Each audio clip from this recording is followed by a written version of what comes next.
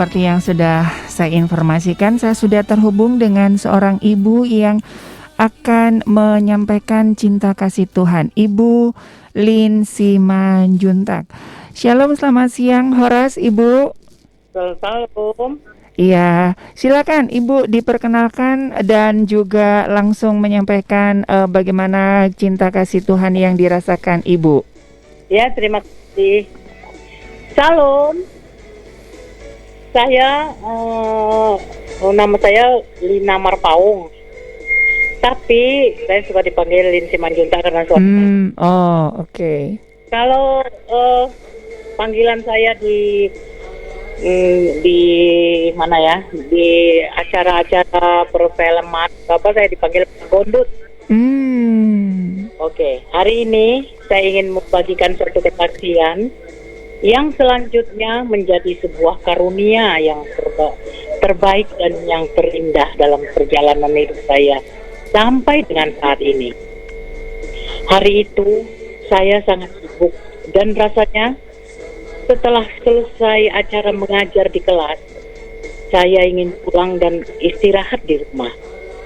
Tapi Ibu Rahel ingin saya yang harus membawakan renungan firman Tuhan pada acara arisan marga di rumahnya.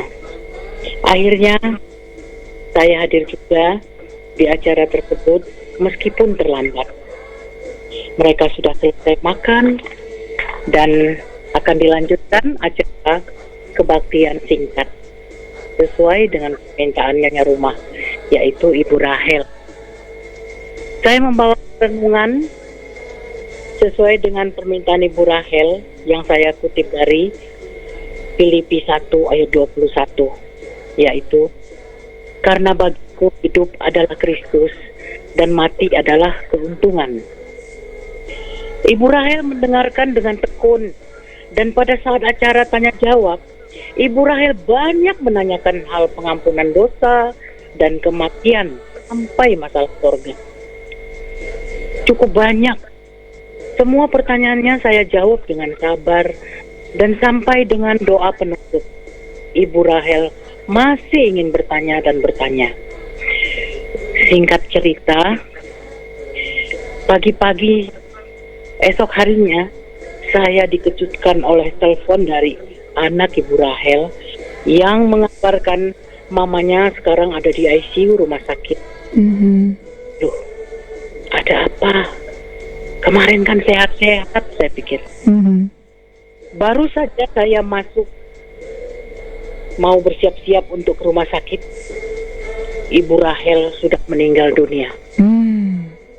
Demikianlah saya mengalami kejadian yang sama berulang-ulang sampai dengan beberapa kali, dan saya mengambil kesimpulan saya tidak mau lagi melayani orang-orang yang ingin bertanya tentang firman Tuhan, kematian dan surga. Ada rasa ketakutan, negatif thinking pada diri saya, pikiran saya. Hal kematian pada orang-orang yang saya layani dengan tulus.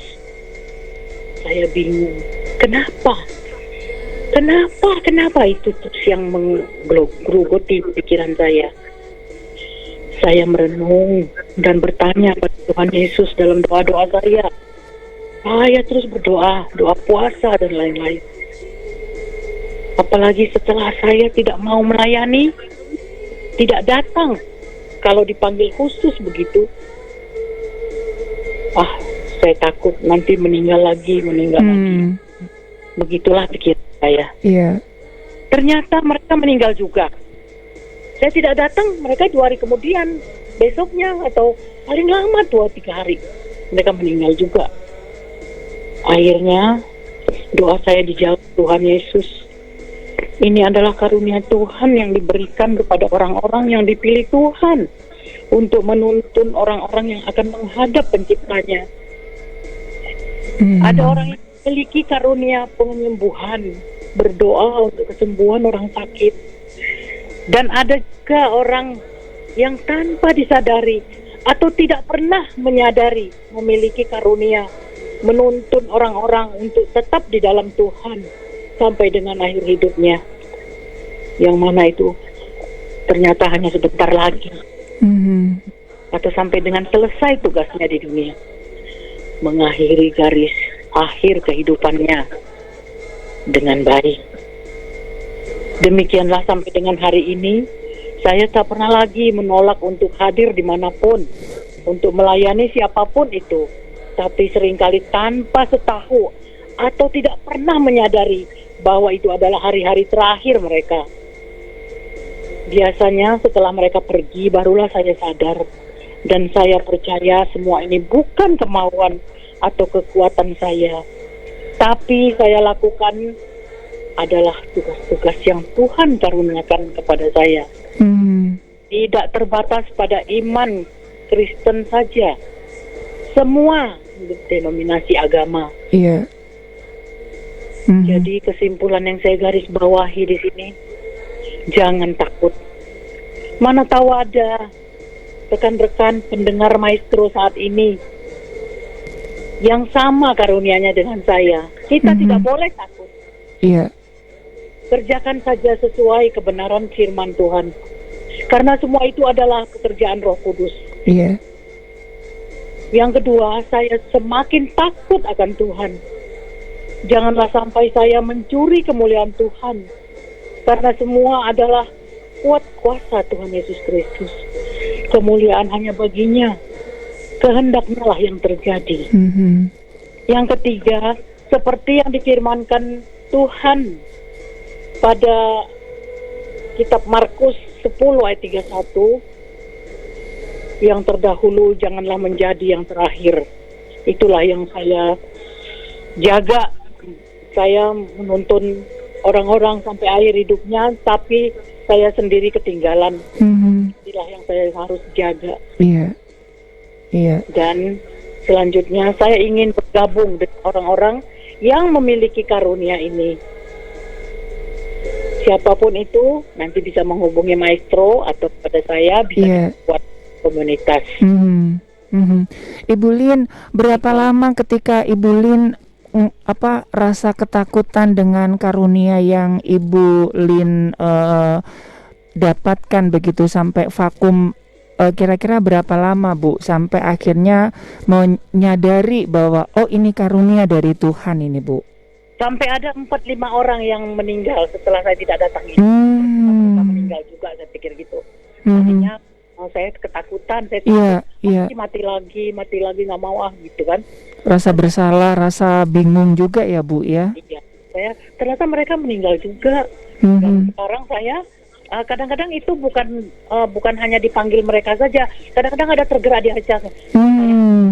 Ada gitu, ada kadang-kadang dari mimpi saya, tiba-tiba besok saya dengar dia sakit, saya langsung pergi.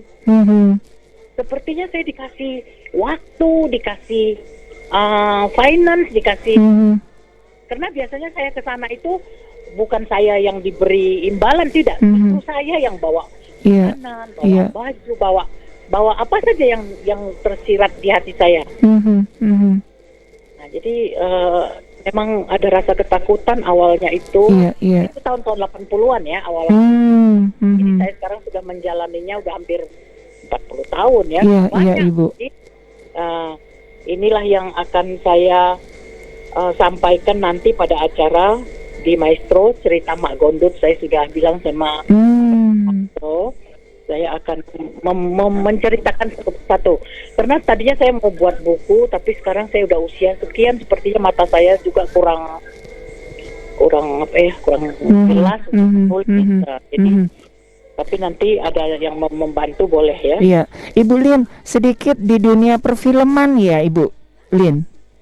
Iya, saya di dunia perfilman sejak usia saya 58 lah, 58. Mungkin sedikit diceritakan begitu Ibu Lin, mungkin dari Sobat Maestro biar lebih kenal begitu. Oh, saya pernah dapat Piala Citra pendukung terbaik wanita di tahun 2012 ya. Waktu itu yang dapat Piala Citra aktris terbaiknya Acha Septiasa. Nah, setelah itu kami buat film, dia menjadi anak saya di film Lamaran. Nah, Terus saya dapat Piala Citra di film Demi Ucok sebagai Mak Gondut ya. Makanya nama saya sampai sekarang jadi Mak Gondut. Mak Gondut. Tapi kalau saya menceritakan kesaksian saya tadi, saya memang gemetar gitu ya. Soalnya, tapi saya tidak pernah menyadari loh. Iya. Saya pergi aja gitu. Saya kadang-kadang saya marah. Kadang-kadang orang itu nggak saya kenal kok saya marah. Ya. Saya pernah marah sama seseorang karena dia udah rajin ke gereja, sudah dibaptis. Tapi paspornya agama yang lain, bukan Kristen. Saya marah. Tuhan Yesus tidak mau diduakan loh. Macam saya bilang, saya sampai di rumah saya bingung. Saya marah ya. Enggak. Iya. Ibu Lin, ada nggak perasaan Tuhan?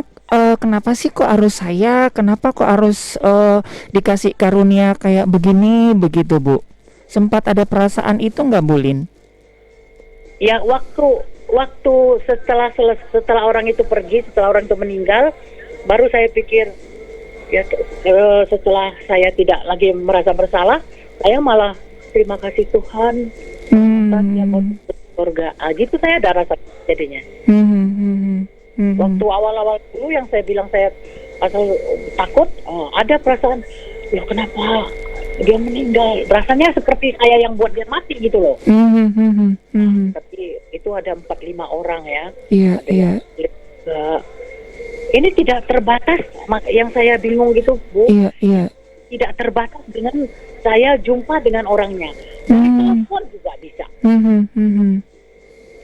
Wah luar biasa ya. Ini bisa diangkat jadi film juga ya Bu ya. Semoga anak saya dengar, anak saya sutradara, dia bisa dengar ya. Iya. Dan ini juga saya lebih dari 40 loh Bu. Dari sejak tahun 80-an ya. Iya. Nah, tapi ini karena COVID ada sebenarnya 2 orang yang harus saya datang, tapi saya terus tuntun supaya dia sehat. Iya. Nah, harus datang ke Jakarta saya. Sepertinya saya kadang kemarin juga saya bilang sama suami saya, tolong tanyakan nomor rekeningnya dong supaya kita bisa kirim mendukung ya. Malah begitu coba. Iya. Karena saya nggak bisa ke sana jumpa. Iya. Luar biasa sekali ya Ibu Lin ya, sudah 4. Saya Tuhan Yesus luar biasa. Iya, Tuhan memakai Ibu Lin di dalam setiap karya-karyanya, dan di usia yang sudah cukup lumayan tetapi masih setia melayani Tuhan dan menjadi berkat dan memperhatikan yang lain. Iya, masih mengajar agama. Tapi saya enggak pernah tahu tua Bu, saya enggak tua. Iya, baru memulai. Oke. Sama orang. Oke. Iya Ibu Lin, senang sekali ngobrol-ngobrol. Mungkin di lain waktu kita akan ngobrol-ngobrol lebih panjang lagi ya Ibu Lin ya. Terima kasih buat. Ya, saya sudah minta waktu di Maestro tiap hari Rabu sore ya. Siap Ibu Lin. Oke. Namanya Rita Mak Gondut. Oke. Iya. Terima kasih Ibu Lin Mak Gondut ya, Mak Gondut gitu. Oke. Orang taunya Mak Gondut. Iya, Mak Gondut. Oke. Terima kasih Ibu Lin. Sehat selalu. Sukses buat kegiatan dan juga pelayanannya.